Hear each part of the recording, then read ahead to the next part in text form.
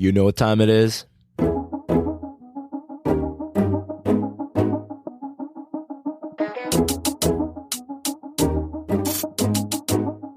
It's mime time.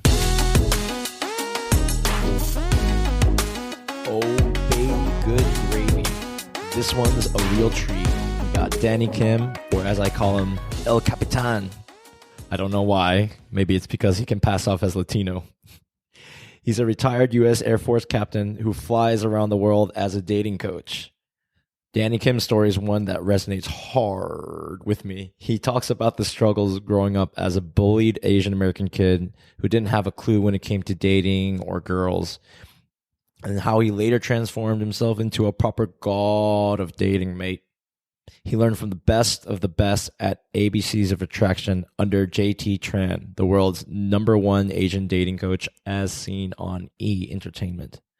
The game, pickup, whatever you call it, may be controversial, but Dan is the man who does date coaching justice.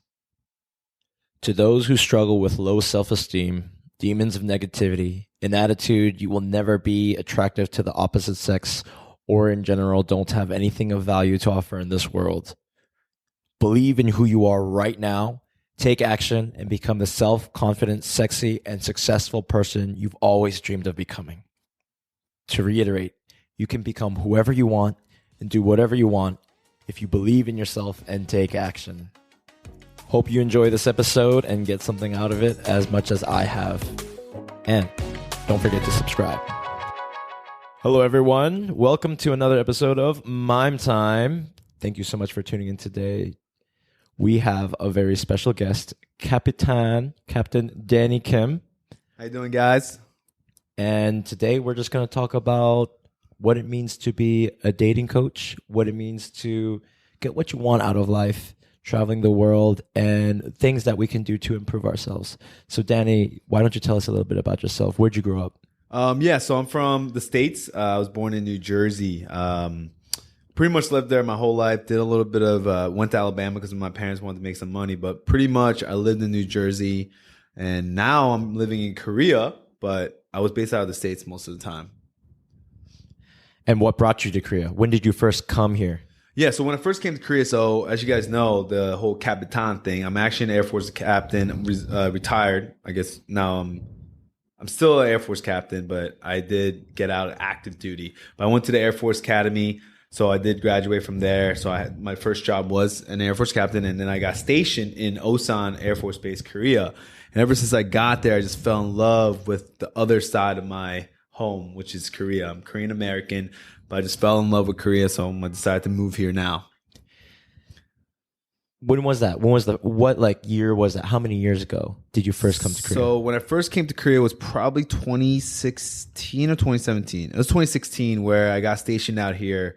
So that was the time, and yeah, when you just arrive at Incheon Airport, I just knew this is the place I wanted to be. Did you like growing up in your teens? Did you ever come to Korea for a month, like when you're in middle school? Because that's what happened to me. Oh yeah. In middle school, I came to Korea for like a month for the first time in my life, having grown up in America, and then I didn't visit Korea again until 7 years ago. Yeah, and then for a 10-day trip, and then I decided to move here. Yeah. So I did come here as I was younger. I believe it was from my grandma because she was very ill. So I did come here so my dad could actually see his mother, because we could just tell she was getting a little bit more sick. So I was young though. I was like maybe 10 or 11, but I was so young, right? And like living as a kid in Korea, it's okay. I didn't really feel a difference between living in America and living in Korea. But I did come in a little bit cocky, thinking I was better than everyone when I came to Korea. But obviously, that was just me being a little kid. But now that I'm in Korea, it's like it's a whole new world. I still think I'm better than everybody. Yeah, I mean that's a good way to think about stuff, to be confident at times too. But I agree. Yeah. So, how many years exactly have you served in the military? So I probably done 6 full years, and I got out after 6. So I started at 21, and I got out around 27. What is it that made you want to serve in the Air Force? So I remember I was very young, and what happened was, typical Korean parents, they wanted me to go to Ivy League and all this stuff. And they're like, you better go to a good school. And I remember I watched this movie. It was with James Franco and Tyrese Gibson. It was called Annapolis. And the whole movie was about this one dude, James Franco, who's been doubted his whole life. And if you guys know my story, I was a fat, chubby kid. I got bullied pretty bad. Same. Yeah, we both been bullied pretty bad. And, you know, like it was at a point where I genuinely didn't feel like New Jersey was home. So New Jersey, every time I go back, I still feel some bad juju energy, I could say. And it's my own self. It's my own bitterness, right? Every time I want to go to Jersey, I want to come back as a cool guy. But what happened was I watched this movie and it was about this guy taking charge of his life. He's been doubted on. He's just been, nobody believes in him. No one thinks he's smart, all that stuff. And that was kind of my story where people didn't really think I was going to be who I am today. So I was like, I'm not going to go to West Point because it's too close to Jersey. I did apply to West Point. Funny thing, I got waitlisted there. So that was funny. But Air Force Academy was a place that was away from home because I think Annapolis and West Point was all close to Jersey. And I had to get away. I just needed a fresh start. You know how when you're bullied a lot and home is not the place where you felt like you're always the chubby, lazy kid. That's who I was. Yeah, and also some of us just want to run away from our problems. Yes, that's true. Run away from where all our baggage is. Yeah. I mean, I wouldn't say I was running away from my problems or baggages. I just needed a fresh start to actually believe who I am. Because for a long time when I was young, the people told me who I was. I was a fat, chubby, ugly kid.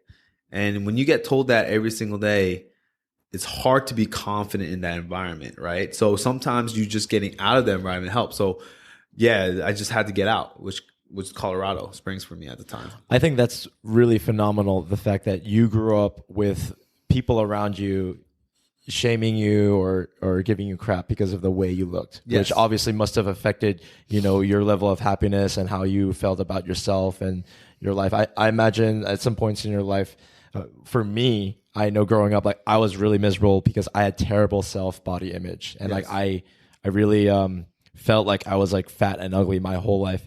And this is a sensitive part for a lot of Asians growing up in America. But part of me feeling unattractive was being Asian, was being Korean. Like I thought that's another thing, that's a mark against me because, you know, like, especially when all the girls growing up, elementary school, middle school, high school, some of them might be like, oh, like I would never date an Asian guy or something like that, which can hurt. And I think it's also interesting that, you know, you saw that movie with James Franco and that motivated you to join the Air Force, to join the military. Does it occur to you that, you know, you might have won that as like a reaction to prove everyone else wrong? Like I'm a strong, confident, you know, masculine male. I'm a masculine guy. And I'm going to prove everyone else around me wrong. Like that would be my psychoanalytic guess as to a reason you win it. I definitely, because the funny thing is the actions speak louder than words. So I remember once I got into Air Force Academy, every time I came home, everyone thought I was the cockiest mother fudger. Are we allowed to curse on this podcast? You can swear. Okay, yeah. You say whatever you want. I thought I was the cockiest motherfucker ever because I did come in with a chip. I was like, everyone in my school went to Rutgers University, which is a local Rutgers. Yeah, I know people who went there. And I don't judge that. It's just I don't know, I guess deep down, besides all the bullying, and this is my own spiritualness, but I believe in God, right? And I don't want to talk about religion here, but what I felt like is, so I want to say this, the bullying got so bad, I actually was suicidal, right? But the way I got out of my suicidal and my depression was because of God. And God had this, I had this own subconscious thing where I felt like God was telling me, you're struggling this hard because you are a gift. So whatever you go through is going to be a gift for others to share. So I guess I'm kind of going away. But anyways, the long story short That's good. That's good stuff. Yeah, well, the academy was a gift from God. For me to actually get into the academy, and I'm going to say this and I don't care. Would you bring the mic a bit closer? Yeah. So the academy was actually a gift from God. It was a miracle because I wasn't a standout student. I wasn't president of Glee Club or these like cool clubs. I was never an athlete. I actually am openly saying this. I tried for basketball, got cut every single time. I was just not supposed to get into a military academy. Like my SAT grades were decent. They were over 2,000, I believe. Maybe a little bit less, but a little bit. It was over a 2,000, I believe. That's pretty good. Yeah, but out of 2,400, right? Yeah, but for the academy, these some don't get me wrong. There's not always smart people in the academy, but most of the academy guys are usually like high school athletes, decently smart, doing all these clubs and stuff. So people don't realize that me getting to the academy, I still believe it as a gift. Like God was like, hey, you struggled this much. I'm going to give you this gift take it as it is. And as a little young and mature kid, I was definitely cocky. Once I got into the academy, I was so grateful. I mean, the first thing I did was pray and all that stuff. But once I got in, it was a little bit of both, right? There was jealousy about my normal friends who went to normal college and they were doing keg stands and partying, getting girls. I was getting my head shaved, wearing the same uniform every day, waking up at 5 a.m, eating like a freaking, it's just everything about the academy the first year. You go watch a documentary on it. Our freshman year is supposed to suck. And it did suck, especially for a kid like me who, in a way, was, I would say, lazy. I mean, I showed up on boot camp with sandals. And literally, they're like, are you kidding me? Yeah, they're like, are you wearing flip-flops on your first day of boot camp? So think about me. Like, I was actually not that disciplined. And the military definitely showed me things in my life that I didn't know of. And yeah, I mean, I was definitely cocky too, right? There was a point of me where I was like, I'm going to prove you guys wrong.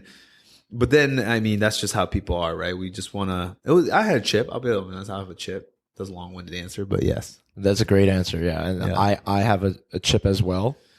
And I think part of what I want to do with Mime Time is just tell everyone has a chip on their shoulder in regards to some issue or some trauma growing up, but especially to Asian, Korean Americans, like especially those of us who achieve some degree of success in different areas of our life, we all have a chip on our shoulder. I think as young men who want to make the most out of life, it's very important to take that chip into the chips in our shoulders. Yeah. And okay, how can I you turn this into a metaphor? Like turn these chips into microchips that make our lives so much more efficient. Okay, that was really nerdy. I mean, I think what Mime is trying to say is that whatever motivates you to make something more of your life, because everyone who's watching this, I mean, I think that's why me and Mime are a good story, and that's how we met. We're sharing our stories. We've both been bullied. We're like the little fat kid who's been bullied pretty hard, and now look at us in the sense of like, I guess at least for me, I'll speak for myself, is I want to be a living hope that if I could do it, you can do it. And I think that's what Mime kind of does too with this. That's what I'm doing too. Mime Time. If Mime Time can time, then you can time too. So you want these analogies right now. I don't know. Normally I'm a lot smoother with these. Yeah. But he is lack of sleep, guys. We are doing this out of life, but we wanted to bring this to you. But yeah. Yeah. So you go into the military. Yeah. And at what point did you start going into coaching? Yeah, dating coaching, conference coaching. So this is gonna tell us the story. The full story. All right, I'm gonna keep it short, but I'm gonna make sure the details are kept in.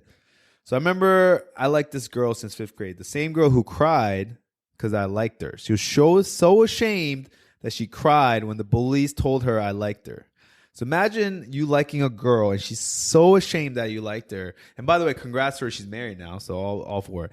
But anyways, I liked this girl since 5th grade. Got friend zoned hard. Friend zoned hard. Yeah, like I'm talking about all these friend zone movies. That's a rite of passage. I actually think that's a rite of passage to get friend zoned. Friend zoned hard. And then when I finally lost the weight around senior year of high school, we actually like kind of dated for 2 months, which means like, yeah, we kind of dated where she actually said that she was attracted to me. And I was like, what? But I was so friend zoned that I didn't, like she was asking me to come over my house just to do homework. And I couldn't get it. I literally went upstairs and took a nap. And I was like, all right, do your homework. I'll drop you off later. I didn't have a sense that she was attracted to me because I was friend zoned so hard. Oh, she wanted to do some work at home. No. I mean, I don't know about that because we were so young. And I wasn't even in, like, I wasn't can we talk about it? I wasn't a virgin, but at the same time, I wasn't like, I didn't even know what that was. Like, I didn't even know how to make that move or anything. But anyways, the story is like, I didn't even know she was interested until later on, like 2 months left of our senior year. We kind of started like holding hands, doing the lovey-dovey stuff. But remember, I liked her since 5th grade. She was that girl that I dreamed of, just creating scenarios in my head of like us being locked out at church in a snowstorm. And it wasn't sexual at all. It was more like romantic. Because I was, dude, very godly. Yeah, very godly because it was at church. Yeah. But what? Because I love these Korean, because as Asians, we watch Korean dramas. We watch Korean songs, some stupid ballads that make you fall in love and stuff. Oh, yeah, me so holy. Yeah. And then, like, I watched all these romantic movies, and I'm like, I'll be honest, I did love her. And You didn't love her? No, I did love her. You did I fell love in her. love with her pretty hard. And then I went to the Air Force Academy, and my dream was I even wrote her a letter, 100 things why I like her, and then on the 100th reasons, like, these 99 reasons are the reason why I love you. And I said that to her in a letter. So imagine this super... some say chody, some say romantic. Either way, I didn't get the girl, so it doesn't matter. But what I'm saying is I went to the Air Force Academy, and whenever we had to come back home, you had to wear a uniform. Now I was like planning on Thanksgiving break. I was literally going to go a day earlier with flowers, with my uniform, show up on her door, and be like all romantic. But guys, here's the thing. If a girl doesn't like you, that's not romantic. That's creepy. Amen. Amen. So anyways, what happened was I get out of my basic training, right? We didn't have a computer or cell phone. I get out of my basic training, and I go on Facebook, ready to message her, because we didn't have our cell phones. I'm ready to message her. I'm ready to message her. And this is what, guys, this is where you got to be careful. A woman shouldn't be number one priority in life. But I made her my priority because I loved her so much. And she was the first one I wanted to talk to after I got a boot camp, right? Because I was writing letters to her. And she was writing me back. So I thought it was good. Like, there's nothing wrong. And on her relationship status, she's back with her ex. And you know who her ex is? It's the same ex while I was best friends with her, cheated on her. And the same ex where when she finally broke up with him, or he broke up with her, I wanted to ask her out for ice cream. And she was like, why don't you ask my ex? And I was like, wait, why? And she was like, because, like, you know, just do it for me. And also make sure we're on a 3-way call. And I'm like, what? And I'm like, okay, but don't tell him I'm on the phone. So I call this guy, and he picks up, and I was like, hey, bro, I know, you and whoever broke up, the person, do you mind if I take her out for ice cream? And then literally he's like, bro, why are you even asking me? Why don't you fucking ask her? Like, dude, I'm done. Why don't you grow some balls and fucking ask her?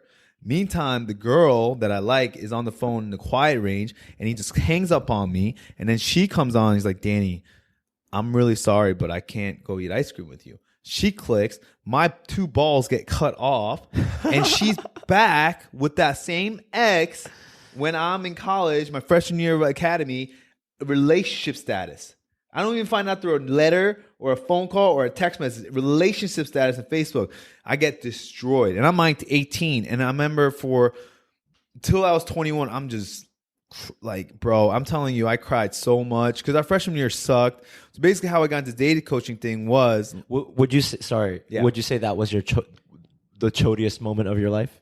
Here's the thing. Chodiest? There's nothing chody, Mime, about being in your lowest point in your life, because it is chody if I didn't do anything with it, right? If I didn't do anything with it, I would say I was at the lowest point of my life, right? So here's the thing about what Mime just said, right? Yes, was I chody? Yes. But chody is a frame I'm not willing to accept, because some of these guys we call in our industry chody, AFC, whatever. It's not that, and this is how I coach, but we'll get into more later. But yes, I was chody, but I don't believe I'm chody because I got out of that fucking dirt. I was in shit. Like, I was the most depressed, right? I was definitely depressed. I was very ashamed. I was like, my life sucks. Because think about this. I'm going through basic training, by the way, right? And I'm always getting in trouble because I'm fucking lazy, right? I grew up lazy and shit. So I'm just like, God damn. And how I got into it. So I watched this movie Hitch. And I watched this movie Hitch, and I saw it. I was like, does this exist? But then also one of my friends who was very good with girls recommended me a book called The Game. So I read Hitch. Oh, that's so classic. Yeah, but Hitch is more G-rated, right? Yeah, Hitch, for those of you who don't know, it stars Will Smith, and he's like a dating coach for this other guy. Yeah. And The Game by Neil Strauss. Yeah, that's how darker, everyone gets it. Yeah. That's one of the first books. Yeah. So The Game is more the darker side of my industry. Not the dark side, because it did help out the main character in the book. But Hitch is more the positive side, right? And I do think there's a place for both. But anyways, I read that, and I'm like, yo, oh my God, there's hope for guys like me. Because I used to go to high school as an Asian fat guy, look at the high school quarterbacks, basketball players. I'm like, I can never be like that. That's what an AFC is. Not average frustrated chump, but Asian fat guy. Asian fat guy. That was me. Asian fat chump. That was me growing up. Yeah. And well, you gotta admit, we look at these guys and like, you're just like, there's no way. There's no way I could get girls like them. I could never date a beautiful girl like they do. Yeah, in the high school jocks, the tall, like the handsome, fit, white, black guys, Latinos, or whatever. It's just like, I really did embody the Asian stereotype of, I was like, I wore thick glasses, bad acne, bowl cut, and I just stayed home and played video games all day. Yeah. Like no girls will ever love me, but video games, I love video games. Yeah. That was my life. Yeah. And like, there was no hope until I saw this video or this movie. And when I read this book, I'm like, wait, does this exist? So I was so desperate that so the military gave me some money at the Air Force Academy. And when I was 21, I was like, yo, I got to make a change. So I literally booked a ticket to Texas, took a boot camp. So it was a boot camp. It was with, I could say the company's name, I guess. Or We'll say whatever you yeah, it was Love Systems, very old school. He was actually in the book too. So I want to give a shout out to them because they changed my life too. But took a boot camp with them. And literally I walk in, there's a 45-year-old lawyer, 45-year-old doctor, 40-year-old computer engineer, 21-year-old me. And I remember my life changed ever since then. That's where I learned about self-development. My first rejection, where I approached these two blonde girls, and they didn't even acknowledge that I existed. It was the first time I took shots to approach a girl. First time I got a kiss on the cheek from an older woman, aka I guess we call them cougars, but I'm just joking. But anyways, long story short is, for 8 years I took 2 more boot camps.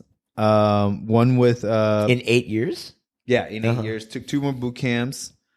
Did a lot of self-help stuff beyond just, the game stuff. But shout out to Pick Up Asia and the current and ABC's Attraction. My mentor, JT Tran, he helped me, JT for sure. And then Pick Up Asia taught me more about Asia. But I did this, and I was like, and I'll be honest, this is what happened. I started getting the results I want. I started creating this lifestyle where I was dating women. You became the god of dating, mate. Yeah. Well, yeah. I mean, I'll be honest. I can vouch for myself, and my friends can vouch for me. Is like, the results that I wanted was something I could never dreamed of. But the biggest thing is how I transformed. It's crazy because after I got back from Korea, because I was stationed in Korea and went back to LA, people literally thought I got plastic surgery or something about my vibe changed. Was I still insecure and could be cocky at times? Yes, but I was definitely not the same 21-year-old guy in the academy, literally behind the computer desk, jerking it because everyone else is out. Man, you're telling me like I would have movie nights and I would see some of these college academy guys bring back. Even in college, I was a chump. So like, and then I was like, yo, I want to teach this. Everything I learned, I want to teach this to my fellow brothers. Yes, am I a little bit more biased to Asian brothers? Yeah, because I've been bullied by being Asian. And I do think that certain races have certain advantages in America and other Western side. So I was definitely more, but I wanted to really help my Asian brothers. And I gotta admit something. I used to be against Asian brothers. I used to not want to be associated with Asian guys. Even my freshman year at the academy, I literally ignored my Asian friends that I have now because I was like, I don't want to be associated with you. You guys make me look bad. But now I'm all for that movement of, I just want Asian men to be equal. So anyways, long story short, I got really long with it. The whole point is, I was a student of the game like you guys are, even mine was. I was a student before I was a coach. But what I want to do in life is I want to pay it forward. And that's how I got into coaching, because I want to pay it forward and show people what I did do well and what I didn't do well. For those of you who don't know, it's quite controversial. The Game is a book by Neil Strauss that came out like over a decade ago. Yeah, it was long. It's old long book. Time ago. And basically, it just talks about this community. Actually, to this day, I haven't read it myself. What? But no, I haven't. But I followed people and I've learned from people who were the generation right after. Yes. And the Game or Pickup or whatever you call it, it gets a bad rep. Oh, yeah, 100%. And I would just describe gaming. I mean, you might say that that's a sketchy thing to call it. Gaming is just a way for guys to get laid, simply in a way. But it's not just about getting laid. To me, I think that's an important part. But it's about using. I mean, was it Rollo Tomasi? He would have different. He has his own definition of of game that I like. But well, he wrote Rational Male, right? Exactly. Yeah. So I do want to chime in on this. Right? What would you consider game? How do you define game or pickup, and why does it have a bad image in the media and in the West? So let me tell you what my definition of game is. What I coach. For me, game, the intention of game, is to figure out a way to game yourself. So figure out your strengths and weaknesses and show, most likely, the opposite sex the potential of the best man you can be. So it's not about convincing the opposite sex or manipulate her or lie to her. It's not about tricking them? Yeah, because here's the thing about game and pickup. Yes, it doesn't focus on the opposite sex. That's our feedback loop, though, right? So the whole point of game is really how I see it is it's a self-development thing. Because one of the biggest strengths and also downfalls for men back in history, and there's a book I strongly recommend, is called Art of Seduction by Robert Greene. Women could be the downfall of men or the biggest plus for men to kill it in life, right? And also, how do men measure each other, right? By maybe the woman next to you or women next to you, right?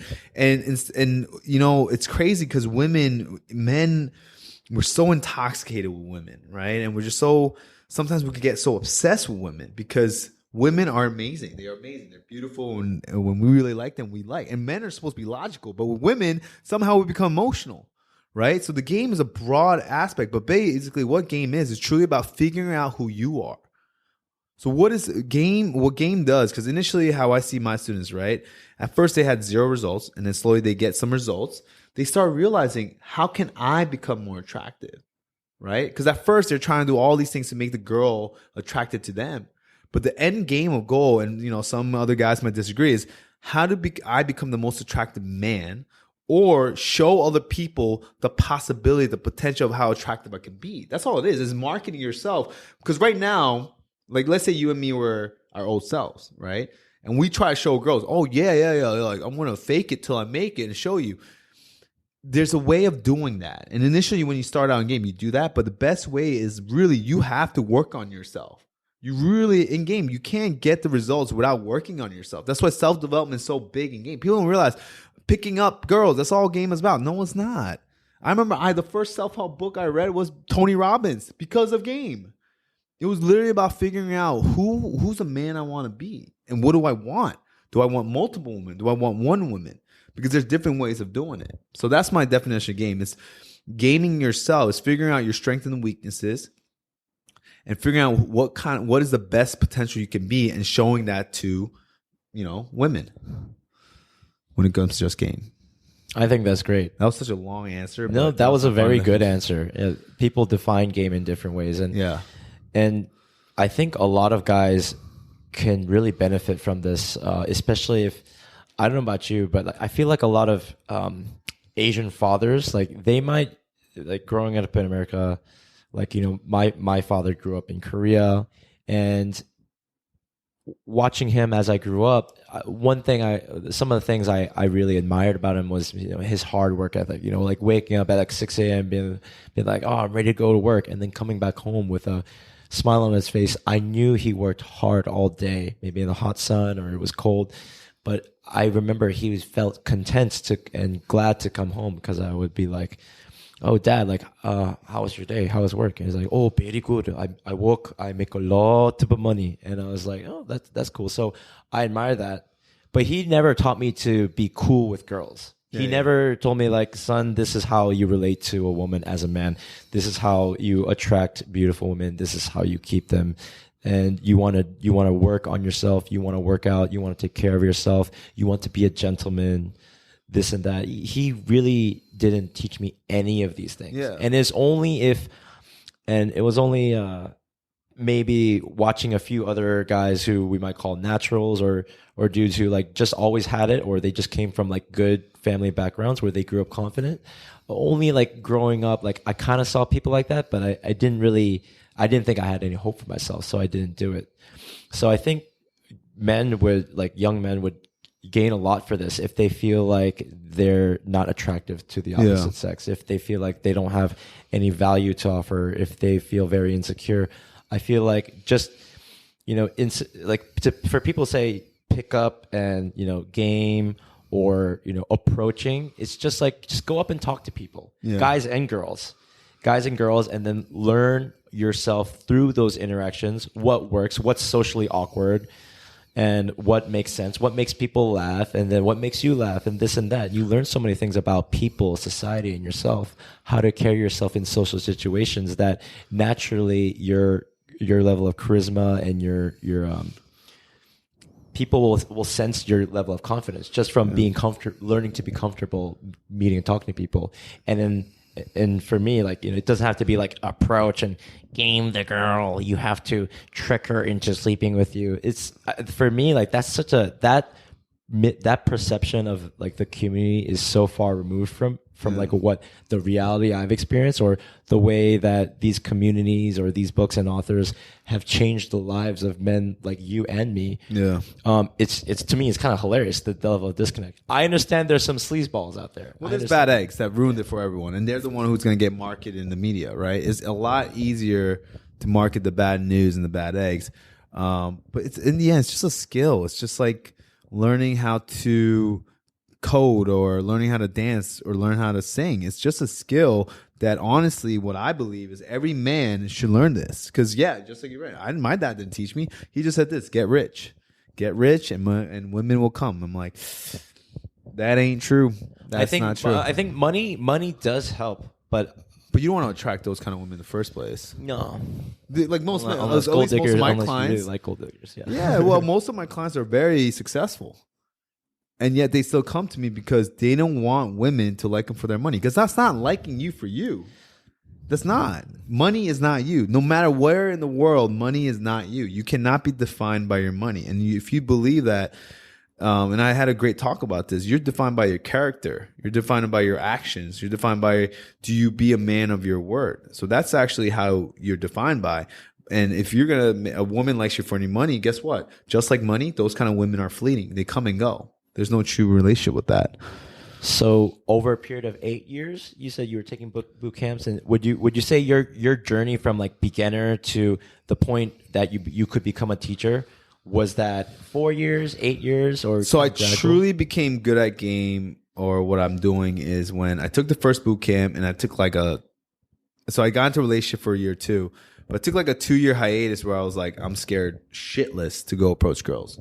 Because it's not if you have anxiety, we call it approach anxiety. It's not fun, right? Initially, it's not fun. It's one of the scariest and hardest things that a guy can do. Yeah, and I guarantee you, if you ask, okay, maybe not Leonardo DiCaprio, but you could ask your good-looking guy friend to approach a very beautiful woman, he'll still hesitate. Like most guys, even like the best-looking guys, and even celebrities, if the girl doesn't know that he's a celebrity, he's gonna. It's something that we all have a fear of. It's just we don't want to get rejected. So, long story, like, yeah, two years I took a time off where I couldn't really approach. I kind of went out here and there and tried it.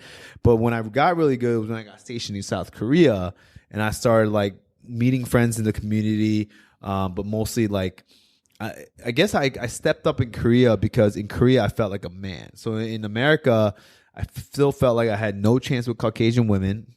The girlfriend too, I only became boyfriend girlfriend with her because she approached me first, where she was like, "You're fucking hot." So I was just like, "Oh, easy, gotta talk to her now." Oh, baby. Yeah. So in America, I didn't feel like a man. So in America, I always got these things like, "Oh, you're tall for an Asian guy. You're this for an Asian guy. You're that for an Asian guy." I'm like, so am I a lower standard because I'm Asian? You know? And I just didn't have the confidence. But once I got to Korea, I did feel the confidence. I just was told I was a guy, and at the time I was working out hard. I was working on my fashion, so I got compliments of being a good-looking guy and all this stuff. So that definitely helped, you know. Or saying that, oh, like just being treated like a guy in Korea got my confidence. It's like, oh, you know what? I'll approach. I want to do some approaches, and then I met a good wingman who really pushed me to approach more. And then I just went hard. Hard. Yeah, I would say for a year to a year and a half to maybe 2, I literally went out every single day. Wow. I day gamed every day.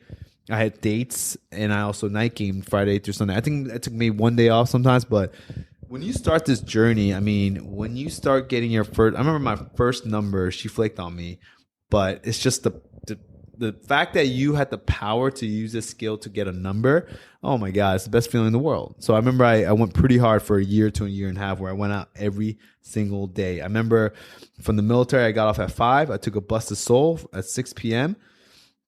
And then I would get back at the last bus at 11. And I would do that every single day. And then I would book an Airbnb in Seoul Friday to Sunday. And then I would go night game with my friends. So yeah, I went pretty hard. But as a coach, I try to shorten that for you guys. So I would say it took me 8 years, but I got really good in 4 years, 4 to 5 years. Wow, those must have been some wild times. Oh, yeah. I mean, I remember one night I got rejected 30 times, but then I got a kiss at the end and made me forget all about 30. And then she still flaked on me. I had some wild nights where, my wingman was on standby. I was like, hey, bro, I don't know what to do here. I mean, like, there's so many just cool stories. Also, heartaches where, I got my heart. I wouldn't get heartbroken, but like I definitely had my ego destroyed. A lot of nights where, but the thing is the best nights. And the thing about women is when you meet women who are truly good to you and they're kind and you have an honest relationship, it makes everything better in life. It really does. So I had some great times and some bad times, but without the bad times, you can't have the great times. Yeah. And it's, as the cliche goes, like it's a numbers game. You wouldn't have found those good women if you didn't go out continuously trying to meet and talk to a bunch of different people. Yes. So, I mean, I feel like we could talk about this for, of course, a very long time. Yeah. Foreshadowing, maybe another podcast. Yes. Yeah. So how many years have you been coaching? So I've only been coaching probably now for a year and a half. I got out of the military 2018. Yeah. So I guess a full year, 2019. And now if it was October 2020, that would be full 2 years. So I guess, yeah, it's a year and a half.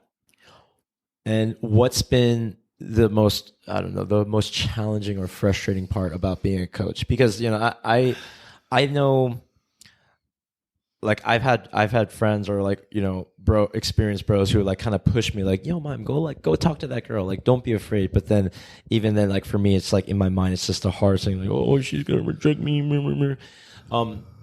I can imagine it's very difficult sometimes to push students. Yeah. Or maybe it's like they don't listen or they don't change. No matter how much they pay you, it's just hard for them to see a breakthrough, to see progress. Yeah. What's the hardest part of? So the most challenging thing is when the student doesn't know what he truly wants. So what does that mean? Is we ask most students that come to my stuff, I ask them, what do you want? What's your ideal girl? What's this? What is that? And most of these guys, they haven't written this down. So most guys do come in saying they want a girlfriend, right? But then all of a sudden they start getting results and they change it. Like, no, I want to be with multiple women, right? Here's the thing. The way you want a girlfriend and multiple women is two different things, right? Like, yes, you can learn both skills, but just remember, you'll get to a skill faster if but I do think if you haven't had any girlfriends, it's good to date more, right? But if you're already like successful with multiple girls and you just want a girlfriend, it's a different way. So the biggest thing is just know what you want, right? That's the biggest thing. It's like finding out what the student truly wants, because the product I give to students is very emotional, right? Because it's not like I'm giving them a legit service that has a deliverable. The deliverable is another person. You can't just deliver a person unless I'm a matchmaker, right? I actually have to give the guy the skills to make that woman or woman like him. And it's a very emotional thing, right? Because there's a lot of insecurities from the guy. We don't know what the girl's like. So there's a lot of things going on. So the biggest thing is, what do you want? The second thing is, and my student, I give kudos to my students at this. He's told me this, Daniel. Remember the quote parable, when you give a man a fish, he's full for one day. When you teach a man how to fish, he's full for the rest of his life. But he told me, when I've been hungry my whole life, and you're telling me you're going to teach me how to fish, I ain't focusing on you teaching me how to fish. What basically he's saying is that when I haven't been with women for 10 years of my life, I never went on a date, how the heck are you going to teach me how to fish when I'm not focused on that? I'm still hungry. My belly is rumbling. And he doesn't mean just sex, right? He's just telling me, like, I had no connections with women my whole life either because I was focused on my business or all this stuff.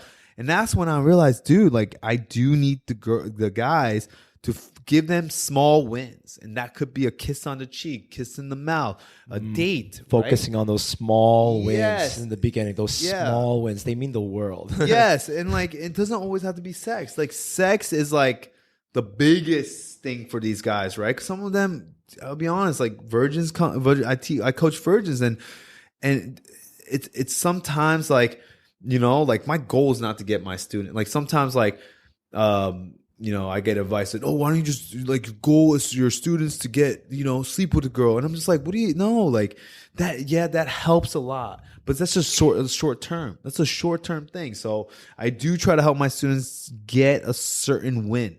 So that was hard to get because I was trying to teach him, like, why aren't you doing what I'm doing? And he's like, bro, I'm hungry. You know? So that's another challenge I had to deal with, like how to make them at least full enough for them to be willing to listen to what I say. Because you can't tell a guy to be, so we call something like qualification, where you screen her. You screen her if she's a girl that you want. Like if you have these qualities you want in a girl, does she actually have it? But most guys are like, I don't want to do that. I don't care. I just don't want to lose her. I want her to keep talking to me. Is that a bad frame? Yes. But when you're a beginner, he just doesn't want to lose her. He wants to keep talking to her. So that's something I struggle with, is like, how do I teach something when they're freaking hungry? You know? So that's something I have to work on for sure. I see. I like that a lot. Like you're teaching me how to fish. It's like, which is great, but yeah. I'm so hungry I can't focus on what you're trying to teach me. That's crazy, huh? Yeah, I really like that. Yeah. Well, for you, what's been the most rewarding part of coaching? Oh, I mean, probably the most memorable one was one of my students. So he didn't fully open up to me, but I was trying to figure out what he wanted. But it just seemed like, because I remember I like tried to figure out what he wanted, and I was getting him some pretty good results on the boot camp. So basically, after one night after a club, we actually took a couple girls back to his place and we played video games. Right, nothing sexual happened, but I guess he didn't want sexual things to happen either, which I got the vibe. But we played video games back at his place. The first night he got like 3 or 4 numbers, all this cool stuff. But then I was just like, he doesn't seem like he wants to go all the way with some of these women, which is fine. I don't judge. I'm like, you don't have to. But if a girl comes back to your place, it's not always, but it seemed like there was a vibe where she kind of wanted to be romantic with him, but he chose kind of not to. And I was like, okay, that's fine. And then Sunday night we end it, and then he comes, he's like, Danny, can I come over? And this is like 10 p.m., way past my coaching time. And I'm like, I got to go to bed. I got to fly out the next day. He comes over and he's crying. And he tells me, Daniel, the reason why I took this coaching is I do actually have someone. And like I said, he was actually loyal to this person. So he actually had a person he loves, and he plans on getting, not, they weren't fiancé or anything, but he wants to marry her. So I think they were pretty serious girlfriend, boyfriend. But he actually told his girlfriend, I guess he was taking this thing with me, right? So, but he didn't do it. Like I said, he didn't do anything wrong where a girlfriend would think that he was cheating on her, because his intention was to make himself a better man for her. So I actually have some students who have girlfriends who take a boot camp with me. So basically, long story short, he was in a relationship with a girlfriend that he wants to marry. But the reason he took a boot camp with me is to know, because he dated her since he was 18. So he's the only girl he dated, but he wanted to know, am I actually an attractive man that other women want? So that was the most fulfilling. That's deep. Yeah, so the most fulfilling moment when he literally cried, and then I cried because he's sharing this story, and he's like, because of you, and I'm getting goosebumps now, he's like, I know I'm an attractive and confident man. And then he hugged me, and then we both bawled like babies, because that's my end goal for coaching. You think I would... What? Like, you know, some of these PUA guys that are coaches, no judgment. It's just like, okay, your goal is to get these students laid, but what after that? What after that? Because we all know just you could pay for sex if you really want it. You know, like in the end, it's what can we make these men feel? Because if the men become more confident, it's a win-win for men all over the world and win-win for women, because they get to date these awesome men.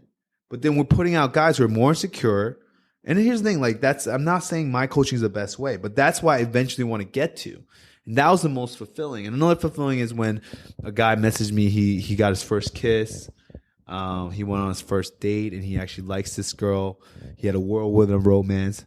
So all these positive things you could get from what I teach, yeah. But that was a special moment for me, because he literally said the goal that I wanted him to have was, I don't care about sleeping with a girl or doing all this. He just said, I just feel like I'm a confident, attractive man. And I was just like, damn, that felt really good. That's beautiful. That makes me want to cry. Yeah. That is deep. Yeah, it was deep.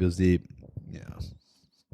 Well, we don't have too much time left, but there's like one or two things that. Oh yeah, two more I things talk that, a lot, Mime. No, this is perfect, and there's a couple. There's maybe one or two more things I want to tell you. So, to summarize, growing up, you were bullied, and you went through your dark times growing up, as did I. And then when you were 18, you went into military. Yes.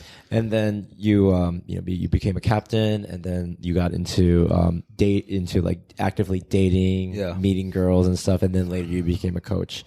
During all this time, is there some sort of life decision or some sort of attitude shift or something that you wish you had done sooner? Is there something you wish you could have changed about the past? I think one is huge, and I learned this from kind of my own self-help seminars that I took in LA. Have no expectations in life. And I know that's like weird because we're like, what? Set goals, set all these expectations. So the best advice, and this happens to everything, is when I have no expectations. So even when I plan a vacation or when I'm having this podcast interview, if I set an expectation with mine that this is going to be epic, we're going to get 1 million views, there might be a chance we might get that, but there might be a chance we might not get that. There might be a chance we might exceed that. But if you're actually going through anything with life, especially when it comes to dating, so I guess the best analogy is this. So I remember I was taught this. Whenever you meet somebody, we all love to draw a picture of them. We have this canvas and I'm like, oh, I'm going to meet Mime. So this image of Mime from his Instagram and how I met him, I'm going to draw this picture of him. And when he doesn't fit that drawing, guess what? Because we put some expectation of how we perceived him and what our life experience is, and we put it on Mime, right? We just put our image of what Mime should be, or even the girl should be when we go on a date. She's this pretty, so she should be like this, or she's from this thing, so she should be like that. And it always will eventually disappoint us.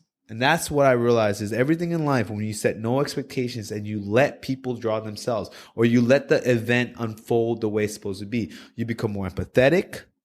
You understand more. So it's kind of like saying, I just let life happen for me. Sometimes we say life happens to us, but if you have no expectations, everything happens for you, because everything you can learn something from it, right? So that's the biggest thing is like when I started a game, I wish I had no expectations, because even my first boot camp, why it took me 3 years to get good, I was like, I should be good at this. I paid so much money. I paid almost, $4,000 at that time? Like at that time was like inflation, man.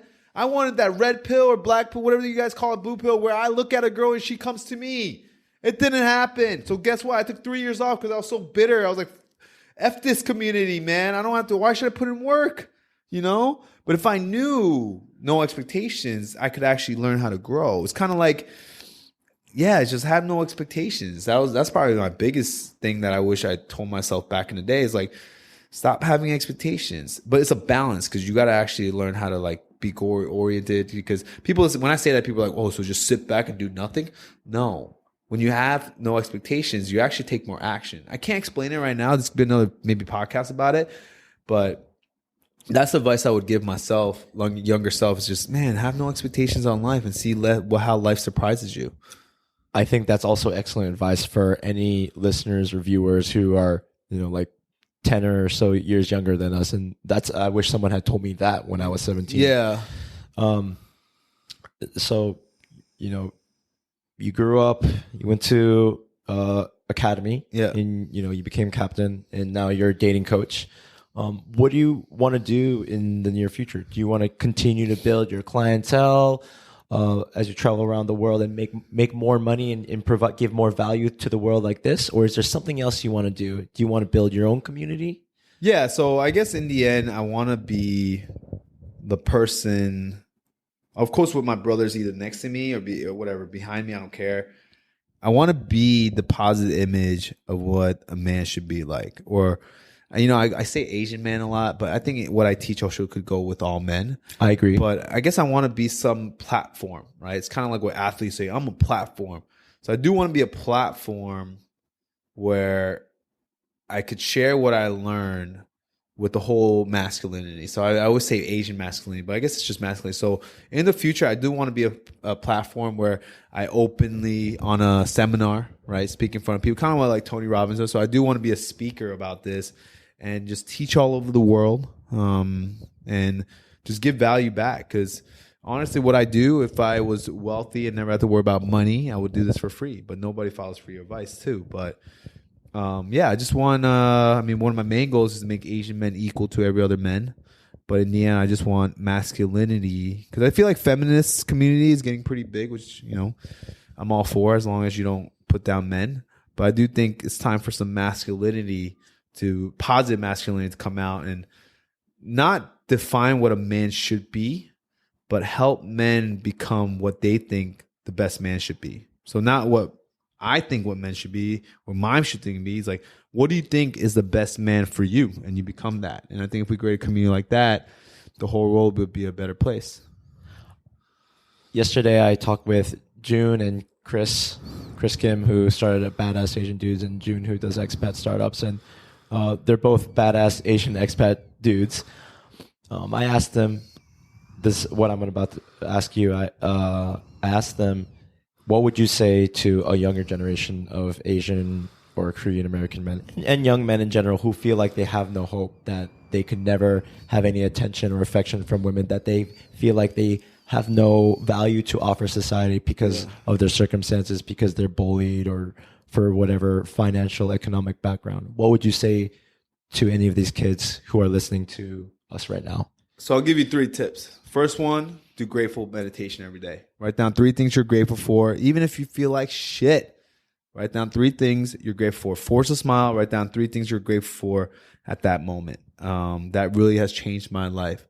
2, whatever you're feeling like or how you see yourself, kind of accept that. I wish when I was fat and ugly and all the shit, I wish I wasn't so hard on myself. Because I tried so hard to push that little fat kid away from me. And I knew that my true charm and my true attractiveness actually came from that kid.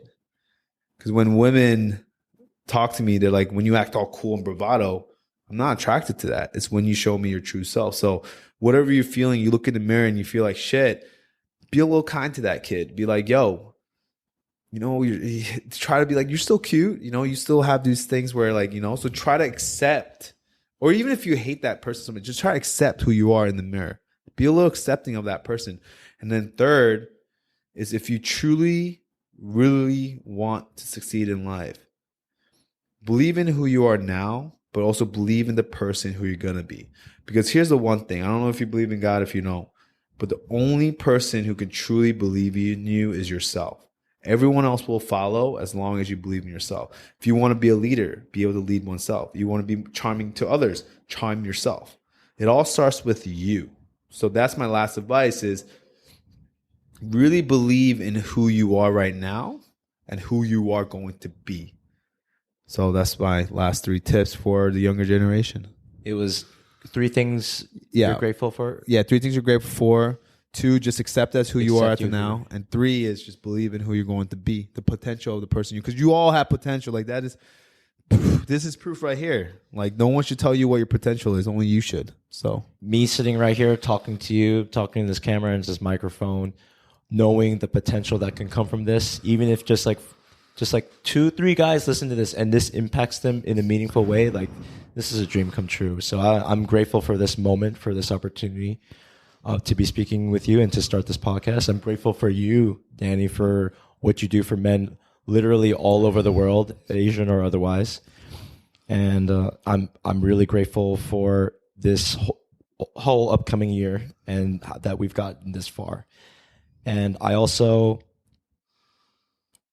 want to share that I'm learning to accept myself, what I am, and I yesterday also meditated and I did my best to forgive and accept all that I was in the past, all the way I have been to the present moment, accepting and owning everything. And then for the last one, what was the 3rd point? The 3rd point is believe in who you're going to be. I believe in myself 100%. I believe in you 100%, Danny. Yeah. And whoever you are, if you're really listening to this and it resonates with you, I believe in you 100%. And I hope that you believe in yourself too. Yeah. That's all the time we have today, Danny. Bro, thank you so much. No, it's been an honor. This means a lot, and I can't wait to see what happens. And how can people keep in touch with you or follow what you're up to? So my Instagram is Captain Daniel Kim. My Facebook is Captain Daniel Hyun, and my website is danielhyun.com. And you find me all the information out there, any my coaching or anything like that. Where are you heading in the world next? So I'm be in Latin America on Friday, and then I'll also be in New York for at least 2 months, and I'll be back in Seoul. Okay, so this is for late January and February. Yeah, I'll be back in Seoul in April. But also, I could always travel anywhere. So let me know. Hope to see you guys. Thanks for tuning in, and we'll see you next time on Mime Time. Peace.